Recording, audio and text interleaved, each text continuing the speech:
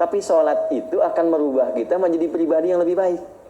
Itulah sebabnya ketika ada orang bertanya, kenapa saya mesti sholat? Allah langsung jawab, innas sholata tanha 'anil fahsya wal munkar. Sholat itu kalau benar dikerjakan mampu membebaskan pelakunya, orang sholat itu, dari dua sumber keburukan, baik fahsya ataupun munkar. Nah, itulah rahasianya.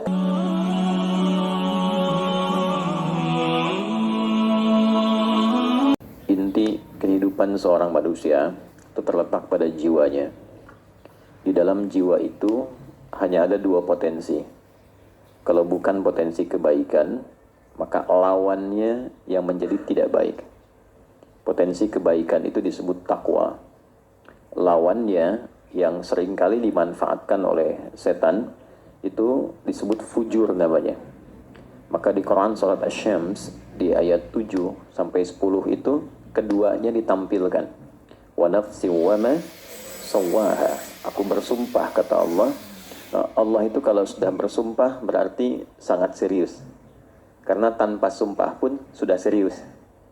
Ya, jadi kalau Allah sudah berfirman tanpa sumpah pun itu sangat penting. Kalau ada sumpah di dalamnya artinya begitu penting. Nah, saking pentingnya kita mengenali diri kita dan mampu mendalami tentang keadaan jiwa kita supaya tidak sakit jiwanya. Ya, supaya tidak sakit apa? Jiwanya. Jadi penyakit jiwa itu bukan kondisi orang yang tidak sadar melakukan tindakan-tindakan tercela. Yang biasa pada umumnya tercela dia lakukan. Tapi ditoleransi karena dinilai dalam keadaan tidak sadar. Penyakit jiwa sesungguhnya adalah orang yang tidak mampu mengoptimalkan potensi baiknya sehingga dominan dikuasai oleh potensi buruknya.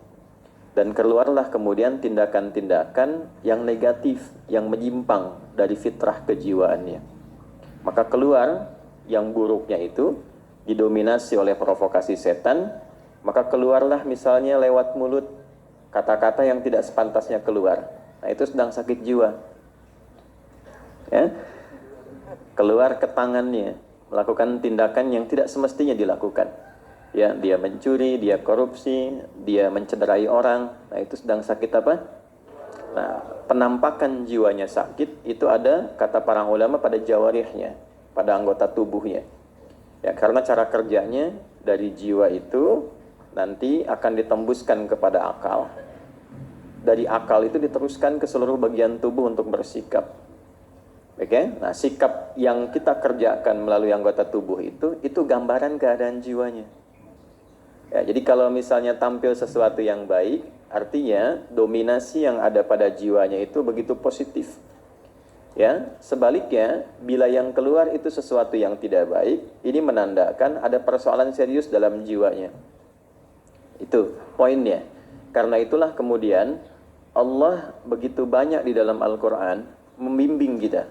Dan bersyukurlah kita kepada Allah, satu-satunya kitab suci di muka bumi ini yang memberikan bimbingan langsung dan menerangkan secara detail tentang kondisi jiwa, cara bekerjanya seperti apa, cara mengeluarkan potensi baiknya bagaimana, cara mengevaluasinya seperti apa, itu hanya Anda akan temukan dalam Al-Quran.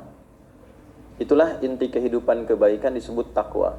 Karena itu sering kita temukan di dalam Al-Quran amanat-amanat untuk meningkatkan takwa.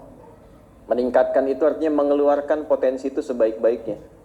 Meningkatkan jiwa yang baik untuk dibawa ke lisan, dibawa ke mata, dibawa ke telinga, dibawa ke tangan, dibawa ke kaki. Nah, untuk mengeluarkan potensi takwa itu kan butuh cara kan? Sama dengan kita mengeluarkan potensi ilmu harus belajar kan? Caranya belajar dengan membaca, menganalisis, memahami dari mulai pendidikan anak usia dini, kelompok bermain KB, TKA, TKB, habis itu S semua kan?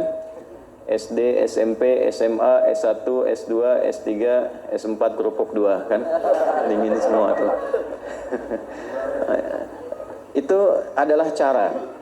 Nah, cara itu dalam bahasa Arab kalau dia luas, besar, itu disebut dengan syariat.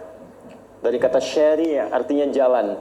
Bagaimana cara Bapak Ibu datang ke Masjid An-Nur ini? Melewati jalan. Nah, jalanan luas itu disebut syari' namanya. Kalau jalannya itu kecil, kadang berliku, itu thariq namanya. Jelas ya? Nah, syari' jalan yang luas. Anda kesini caranya melalui jalan itu. Kita belajar pengetahuan melalui jalan. Jalan menuntut ilmu. Nah, sama cara kita meningkatkan takwa, mengeluarkan butuh cara. Nah, cara kalau dikumpulkan dalam bentuk ajaran disebutnya syariat namanya. Maka kita temukan di dalam istilah Islam itu ada syariat. Syariat Islam, syariat itu cara kita meningkatkan takwa supaya takwa itu keluar membuat diri kita semakin lebih baik. Jadi orang itu kalau sudah berislam, mengerjakan syariat pasti jadi baik. Tidak ada orang Islam yang tidak baik, kecuali yang mengatakan dirinya muslim tapi tidak mengerjakan jalannya, sehingga tidak mampu berislam dengan cara yang baik. Bapak Ibu boleh cek, saya kan sering katakan di berbagai kesempatan, kenapa Islam itu ketika dituntun oleh Nabi Muhammad SAW dan dipraktekkan, dituntun dan dipertontonkan di kalangan masyarakat, dipilihkannya oleh Allah di tingkat kriminal yang tertinggi pada masa itu, sehingga disebut jahiliyah. Kenapa tidak di tempat orang-orang yang mungkin sebagiannya ada yang baik gitu, tapi dipilihkan yang memang tingkat kriminalnya paling tinggi untuk menunjukkan betapa istimewanya Islam itu. Bisa merubah orang yang tingkat kriminal tertinggi, titik nadir bahasa kerennya itu, yang paling buruk, tiba-tiba bisa berubah, bertransformasi bahasa kininya, menjadi pribadi terbaik yang kebaikannya melintasi zaman. Dikenal sampai sekarang. Padahal belum pernah ketemu. Itu kan? Pernah ketemu Umar nggak? Bukan Umar yang jualan soto itu, bukan ya? Umar bin Khattabnya. Belum pernah kan? Ya, tapi kan sampai hari ini kita dapati namanya kan? Sampai nama itu diduplikasi, ditiru. Pengen punya nama anak ya, namanya Abu Bakar. Pengen punya nama anak Umar. Ada nggak yang namanya Abu Dzar Al-Ghifari? Ya, padahal Ghifar itu dulu itu adalah kota begal. Ya, jadi semua orang yang suka begal itu di kampung Ghifar. Al-Ghifari itu artinya kampung begal. Ya. Pimpinannya Jundub bin Junadah gitu. Jadi kalau Abu Dzar Al-Ghifari itu asalnya adalah seorang yang berasal dari kota begal. Tapi banyak kan yang pengen pakai nama itu. Karena setelah masuk Islam, tiba-tiba beliau berubah jadi orang baik, yang kebaikannya luar biasa, dan merubah kampungnya dari kampung begal menjadi kampung terbaik di masanya. Dan itu viral, sehingga bangga dengan nama daerahnya. Itu sebabnya kalau orang baik itu jadi begitu baik dan dikenal kebaikannya, maka ada cahaya di kampungnya, sehingga warga kampung merasakan cahaya itu, dan nama kampungnya pun berubah jadi baik. Nah, demikianlah kemudian kita, kalau mampu kita mengeluarkan sifat-sifat kebaikan dalam wujud takwa itu dengan jalan syariat. Apa syariat itu wujudnya? Itu yang kita sebut dengan ibadah. Karena itu dalam sholat ada takwa, dalam puasa ada takwa, dalam umrah haji ada takwa. Dzalikal kitabu la hudal lil. Nah, siapa mutakin orang takwa itu? Ayat 3-nya. Alladzina yu'minuna bil ghaibi wa yuqimunas. Nah, jadi ketika ibu, saya, kita diminta menunaikan sholat, bukan ingin memberikan beban, tapi sholat itu akan merubah kita menjadi pribadi yang lebih baik. Itulah sebabnya ketika ada orang bertanya, kenapa saya mesti sholat? Allah langsung jawab, innas sholata tanha 'anil fahsya wal munkar. Sholat itu kalau benar dikerjakan mampu membebaskan pelakunya, orang sholat itu, dari dua sumber keburukan, baik fahsya ataupun munkar. Nah, itulah rahasianya kenapa anak baru fase tumbuh berkembang, usia 7 tahun yang diajarkan pertama kali sholat. Mengapa? Karena diharapkan anak itu tumbuh menjadi pribadi yang baik di masa depan.